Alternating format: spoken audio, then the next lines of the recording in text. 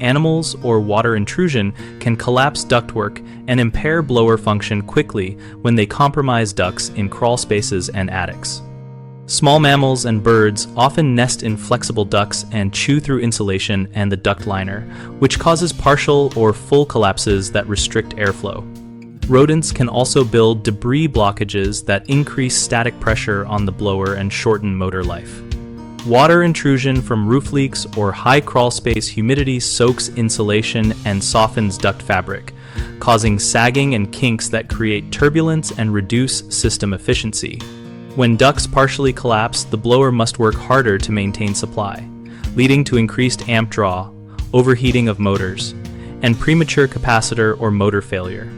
Inspect regularly by running the system and walking accessible duct runs, to feel for airflow at registers, and to look for wet insulation, droppings, nests, or crushed sections. Use a flashlight and a hand mirror for tight attic or crawlspace spots.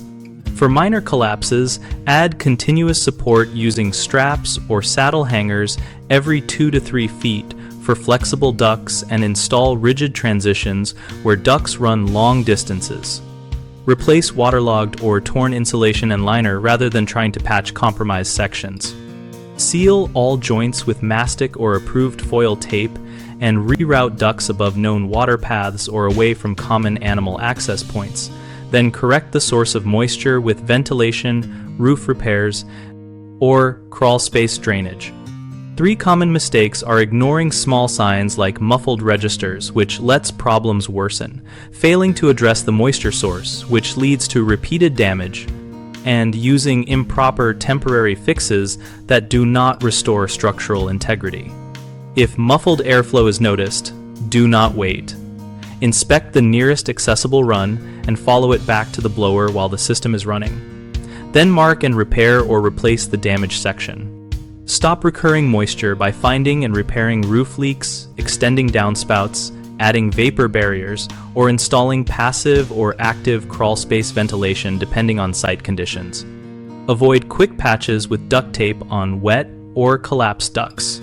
Remove the damaged length and install proper rigid or insulated flexible replacement with correct support and sealed connections. BigHomeProjects.com connects homeowners with local contractors by making it simple to post a project, compare responses, and read real community discussion threads about similar problems. We help contractors find work through project postings and active forums where they can share experience, ask questions, and build a reputation with homeowners.